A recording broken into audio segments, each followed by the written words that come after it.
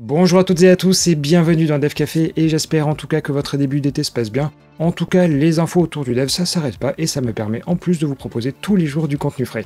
Et d'ailleurs si on jette un tout petit coup d'œil au programme d'aujourd'hui, on aura plus de détails sur le Digital Market Act, mais bon, sans spoil, on va dire soyez patients. Et on évoquera aussi le fait que si vous vouliez une box de développement pour Android 14 et les télés, eh bien c'est mort. Et enfin, on verra aussi des choses assez étranges comme la notorisation des applications. Mais bon, je vous en dis pas plus pour le moment, car avant de se plonger dans l'actu, vous en avez l'habitude maintenant, on va faire un petit plongeon en arrière, et aujourd'hui c'est très précisément le 6 juillet 95. Et donc aujourd'hui vous connaissez Office de Microsoft, mais à l'époque il y avait un gros concurrent qui s'appelait Lotus, et en 95, IBM rachetait la société derrière cette suite. Mais petit à petit elle a perdu du départ de marché pour arriver jusqu'à une mort définitive en 2013. Bref, il n'y a pas que des bonnes nouvelles dans l'histoire, et bon là je vais essayer de faire une transition un peu hasardeuse, mais je dirais, est-ce que ce 6 juillet 2023 il est aussi un peu plus favorable? Eh bien on va le voir tout de suite.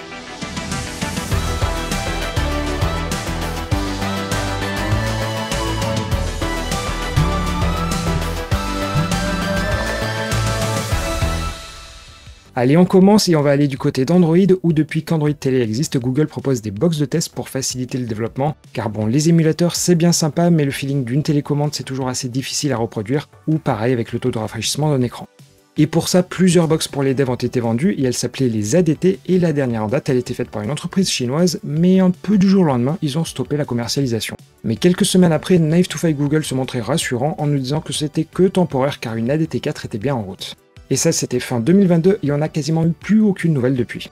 Et comme le diraient les sites putaclic, la suite va vous étonner car oui, une ADT 4 existe bien comme le disait Knife2Five Google et en plus elle tourne sur Android 14, mais Google ne la mettra pas à disposition des développeurs. Et en effet, selon des infos d'Android Authority qui est en réalité un article de notre ami Michel, cette box elle existe bien oui, mais elle n'est que pour un usage interne chez Google. Et a priori, même les partenaires de Google n'y ont pas le droit, et pourtant elle était intéressante, car elle apporte certains avantages comme l'intégration d'un tuner télé, ou encore d'un SoC qui est capable de décoder d'autres formats vidéo. Bref, malheureusement, il n'existe plus de device de test en tant que tel pour essayer les prochaines versions de ces applications sur les télés, et c'est bien dommage, car comme je vous l'ai dit en intro, un émulateur, ça reste un émulateur. Allez, on poursuit. Hier, je vous disais que Mozilla avait mis du ChatGPT dans le MDN, c'est-à-dire la doc pour les développeurs web, et c'est loin de faire l'unanimité parce que l'IA, elle arrive à débiter des anti-patterns. Et quand on dit que quand ça va pas, eh bien ça va pas, en l'occurrence sur l'aspect navigateur dans la dernière version stable, c'est-à-dire sur Firefox 115, certaines extensions, elles ne fonctionnent tout simplement plus. Et le message affiché aux utilisateurs dit simplement que certaines extensions ne sont plus autorisées. Et en regardant l'article d'annonce, on apprend, et je vous le traduis, certains utilisateurs de Firefox peuvent rencontrer un message dans le panneau des extensions indiquant que leurs modules complémentaires ne sont pas autorisés sur le site actuellement ouvert. Nous avons introduit une nouvelle fonctionnalité en arrière-plan afin de n'autoriser que certaines extensions contrôlées par Mozilla à fonctionner sur des sites web spécifiques pour diverses raisons, y compris pour des questions de sécurité. Et si toutefois vous avez le problème, il suffit de faire un tour dans le About Config et de désactiver un paramètre pour tout remettre dans l'ordre. Mais si je me suis permis de vous citer l'extrait, je sais pas si vous avez remarqué, mais il est bien question d'extensions surveillées ou contrôlées par Mozilla. Sauf que dans cette histoire, tout est opaque car on ne sait pas pourquoi une extension est bloquée sur tel ou tel site, et le plus étonnant c'est que ça a l'air de passer ni vu ni connu alors que pourtant Mozilla est plutôt un acteur ouvert du web. Du coup, entre ça et leur bot tout pété dans le MDN, c'est pas ça qui va les relancer. Allez, je continue avec mes titres putaclic, et là ce serait un nouvel App Store débarque sur Ubuntu. Bon, à nouveau, on va calmer un tout petit peu le jeu, car si je vous le fais comme dans les séries cette fois-ci avec le « dans les épisodes précédents », et bien sur Ubuntu, on peut installer des packages avec apt, mais depuis quelque temps, il existe aussi Flatpak, qui est une sorte de format commun d'application pour Linux et qui a aussi son propre store. Et en parallèle, Ubuntu ne veut vraiment pas faire comme les autres et a créé son Snap Store, et si je vous le simplifie, c'est un peu la même chose que Flatpak, mais bon, en légèrement différent. Et là aussi, dans les épisodes précédents, Ubuntu embarquait à la fois Flatpak et Snap, mais depuis la dernière version stable, il n'y a plus que Snap, même si dans les faits, on peut quand même le installer à la main. Mais sauf que dans cette histoire, le client fait par Canonical, il fait quand même pas super l'unanimité. Et il se trouve qu'un client non officiel fait par la communauté a beaucoup plu et qu'il va tout simplement le remplacer si tout se passe bien dans la prochaine version stable, et c'est donc celle qui est en octobre. Mais sauf que c'est un peu un passage en force qu'il va y avoir, car comme je vous l'ai dit, Ubuntu ça reste basé sur Debian, et donc on a tous les outils du type apt. Mais dans ce nouvel App Store, pour un package qui serait disponible à la fois au format Deb et à la fois au format Snap, eh bien ce serait la version Snap qui l'emporterait.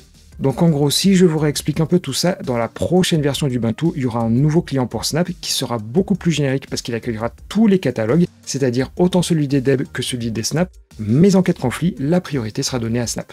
Et bon, ensuite, est-ce que ce sera une bonne chose ou alors pas du tout? On va dire que vu les commentaires sous l'article, on va dire que les utilisateurs, ils ont pas l'air d'accueillir ça les bras grands ouverts.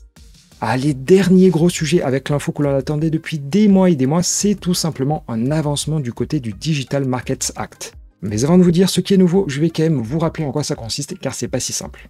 Et l'idée de ce règlement européen, c'est de mettre fin à la domination des GAFAM sur tout l'aspect numérique. Pour ça, le Parlement l'a voté à la fin 2022 et il est en vigueur depuis le mois de mai. Mais en réalité, c'est à moitié vrai, car en mai, c'était le moment où l'Union européenne a demandé à toutes les entreprises concernées de se présenter à elle, et si toutefois elles ne le font pas, ce sera l'Union européenne qui ira directement les toquer. Et là, vous allez en toute logique me demander des précisions sur les activités qui sont ciblées, et c'est en réalité les secteurs où les GAFAM dominent, comme les moteurs de recherche, les réseaux sociaux, les navigateurs ou encore les systèmes d'exploitation. Et concrètement, toutes les entreprises qui sont visées par le DMA doivent remplir les conditions que je vous affiche ici, mais en gros, ce sont que des grosses entreprises mondiales. Et l'idée, c'est qu'une fois ces entreprises établies, on les appelle les gatekeepers en anglais, ou on va dire les gardiens en bon français. Mais bon, là-dessus, vous allez me dire, ok, mais qu'est-ce qui se passe quand on les a sélectionnés? Eh bien, c'est la fameuse loi qui va un peu tout péter, car pour vous donner quelques exemples, elle va permettre de rendre les messageries interopérables, et on pense ici à iMessage sur iOS. Il sera aussi possible de désinstaller les applications préinstallées, ou encore de ne plus pouvoir imposer de solutions dans des services, et on pense ici aux solutions de paiement qui sont forcées par Apple et Google. Bon, bref, je vais pas vous faire la liste complète, mais on peut aussi rajouter le fait d'avoir des App Store tiers. Mais bon, je blablate, mais tout ça pour vous dire qu'après la mise en application en mai, les entreprises, elles devaient se présenter au maximum début juillet, et on les connaît désormais. Et là-dessus, si je sors le titre putaclic, ça donnerait « Ces 7 entreprises vont vous étonner ». Ou alors pas tout à fait, car il s'agit du groupe Alphabet, c'est-à-dire de Google, mais aussi Amazon, Apple, ByteDance, qui est la société derrière TikTok, et tout le groupe Meta, Microsoft et enfin Samsung.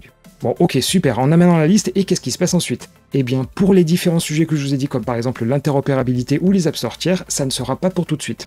Car en fait, début septembre, l'UE donnera sa propre liste d'entreprises, car potentiellement certaines ne se sont pas déclarées. Mais ensuite, ce ne sera que le 5 mars 2024 que les règles, elles rentreront vraiment en application, et c'est aussi ça qui est l'info du jour. Mais bon, là-dessus, cette date, elle est encore un tout petit peu optimiste, car c'est à cette date que les sociétés, elles devront par exemple fournir les infos sur l'interopérabilité, mais à la suite de ça, il faudra que les concurrents l'implémentent de leur côté dans leurs applis, donc autant vous dire que ça risque de prendre, bon allez, on va dire à peu près un an.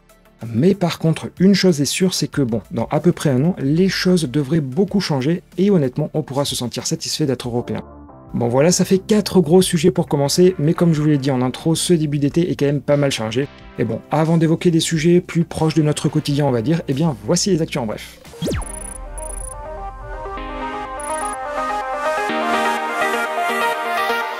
On commence par une mauvaise nouvelle puisque l'éditeur de la solution ClickUp a annoncé se séparer mardi de 10% de sa masse salariale, soit environ 90 personnes. Et toujours dans les mauvaises nouvelles, ChatGPT a-t-il perdu de sa hype? En tout cas, selon un cabinet d'analystes, le trafic mobile et desktop serait en baisse de 9,7% entre mai et juin, et à noter aussi que le temps passé sur le site est en baisse. Ensuite, ce qui est peut-être une bonne ou une mauvaise nouvelle selon les points de vue, c'est que le projet LXD quitte la communauté Linux Containers pour être désormais chapeauté par Canonical, à savoir la société derrière Ubuntu. Et pour le coup, je crois qu'ensuite c'est plutôt une mauvaise nouvelle, mais en France et suite aux émeutes, le gouvernement souhaiterait bloquer temporairement les réseaux sociaux. Une pratique peu fréquente et, comme le qualifie IGN, de souvent utilisée par des pays peu démocratiques. En revanche, une bonne nouvelle, c'est qu'aux Pays-Bas, le 1er janvier 2024, plus aucun téléphone, tablette ou smartphone ne seront tolérés dans les écoles. Mais malgré tout, des exceptions pourront être faites pour les enfants ayant besoin de ce type de terminaux.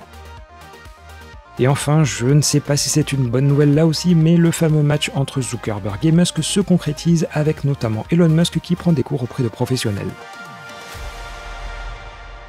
C'est donc l'heure de reprendre, et tout à l'heure je vous ai évoqué une nouvelle application Flutter pour Ubuntu, mais d'une manière générale, la communauté elle reste toujours aussi active. Et OnePub, qui est un pub dev alternatif, vient d'annoncer qu'il lançait une sorte de grand palmarès des meilleurs packages dans l'écosystème, et plus précisément ça se déroule en 3 parties. Alors en ce moment, vous pouvez nommer les packages que vous souhaitez, et c'est donc le moment pour faire connaître les vôtres par exemple. Et ensuite, à partir du 15 juillet, vous aurez une phase de vote, et enfin, le 13 août, ce sera les résultats. Et dans cette histoire, tout le monde a y gagné, car le vainqueur y recevra une dotation de 500 $, et le top 10 aura une licence donnant à OnePub.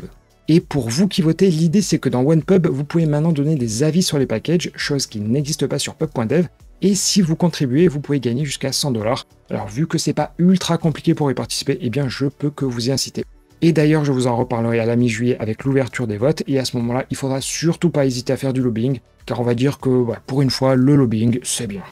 On poursuit, vous avez déjà dû entendre parler des Jupyter Notebooks, c'est-à-dire des sortes de programmes qui contiennent à la fois de la doc, du code et des résultats. Bref, c'est une sorte de documentation améliorée, si je caricature vraiment à l'extrême. Et la bonne nouvelle, c'est que JetBrains est fier de nous annoncer qu'il existe désormais un plugin pour IntelliJ et Android Studio pour permettre d'en créer avec Kotlin.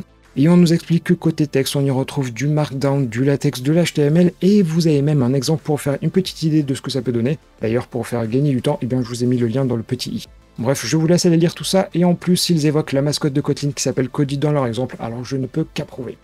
Et on va terminer cet épisode par une notion que j'avais jamais entendu parler jusque-là, et il s'agit de la notarisation des applications qui vient du mot anglais notary. Alors l'idée, c'est qu'aujourd'hui, quand vous installez des applis sur macOS, il y a 3 grandes catégories. Celles téléchargées sur le Mac App Store et qui posent aucun problème, mais aussi celles que vous téléchargez et qui se font avec un simple drag and drop, et d'autres au contraire qui vous obligent à aller trifouiller un tout petit peu dans les options de sécurité. Et l'idée, c'est que cette dernière catégorie, elle n'a justement pas notarié son application. Mais la raison pour laquelle je vous en parle, c'est que pour la deuxième catégorie, jusqu'à présent, il fallait utiliser un outil qui s'appelle ALTool, et à partir du 1er novembre, il faudra passer à NotaryTool à la place. Et en gros, si vous utilisez Xcode, vous n'avez rien à faire car c'est directement intégré, mais par contre, si vous le faites en dehors, comme nous l'explique MacG, vous avez désormais un outil non officiel qui vous permet de le faire. Et donc si je vous le redis pour que ce soit bien clair, c'est parce que lorsque vos utilisateurs installent des applis Mac, ça permet qu'il n'y ait pas la pop-up pour aller dans les options de sécurité. En gros, si je vous explique très vite la tambouille interne, l'idée c'est de donner à Apple une sorte de MD5 de votre application pour faire en sorte de dire que si votre application allait générer autrement, ça peut être un malware. Et voilà, c'était la dernière info pour aujourd'hui, et j'espère en tout cas que comme moi, vous avez découvert des nouvelles choses. Et bon, parfois on a envie de sortir le champagne, et parfois de se prendre la tête dans les mains, mais bon, finalement c'est un tout petit peu ça d'F Café. En tout cas, si vous avez aimé cette vidéo autant que moi j'ai aimé à la préparer, et bien surtout, n'hésitez pas à la liker et aussi à la partager autour de vous. Et de mon côté, je suis pas sûr à 100% par contre de pouvoir faire un épisode demain, alors au pire, on va dire surprise surprise. Mais en tout cas, une chose qui est sûre, c'est que je vous souhaite à toutes et tous une très très belle journée.